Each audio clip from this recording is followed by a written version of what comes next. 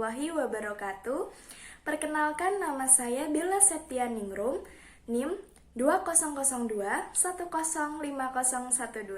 Saya mahasiswa dari Program Studi Pendidikan Sejarah semester 4 di Fakultas Keguruan dan Ilmu Pendidikan FKIP Universitas PGRI Madiun.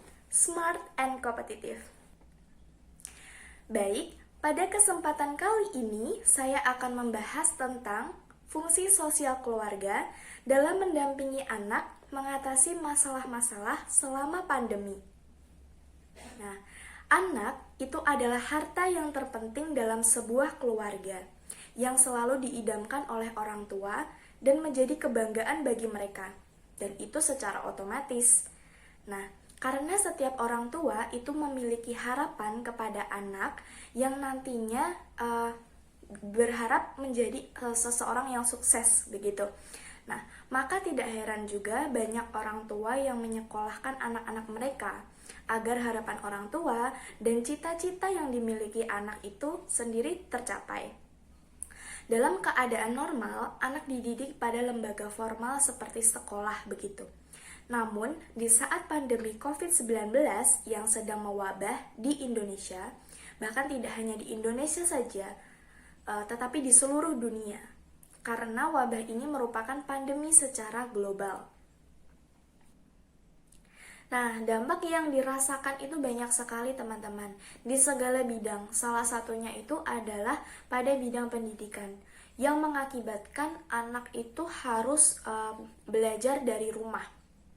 Yang semulanya itu dilakukan secara tatap muka, yaitu secara offline antara guru dan murid yang terjalin interaksi di dalam kelas, begitu di sekolahan, itu berbanding terbalik semuanya, dan dilakukan itu secara online, dilakukan di rumah masing-masing gitu, dengan media yaitu lewat perantara Google Meet atau Zoom Meet gitu.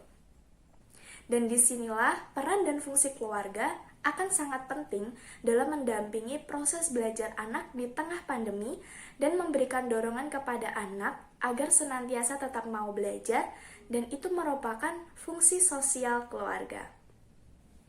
Nah, dalam mendampingi belajar anak, kerjasama antara ibu, bapak, serta kakak itu sangatlah penting gitu. Karena dalam keluarga terdiri dari orang-orang yang paling dekat dengan anak. Dan keluarga juga itu merupakan sebuah pondasi bagi anak dalam membentuk karakter dalam diri anak. Nah, ini merupakan contoh peran aktif orang tua yang bisa dilakukan guna mendampingi anak untuk mengatasi masalah-masalah selama pandemi. Di antaranya adalah yang pertama. Nah, orang tua sebagai elemen terdekat dengan anak itu memberikan sebuah dorongan dan motivasi kepada anak-anak mereka dalam proses belajarnya gitu. Dengan adanya dukungan dari orang tua, anak itu akan lebih terpacu dalam proses pembelajaran mereka, walaupun itu dilakukan di rumah, dan akan mengurangi tingkat stres pada anak di tengah pandemi pada saat itu. Nah, lalu yang kedua, orang tua sebagai penerima jasa pendidikan anak, yaitu sebagai sekolah begitu.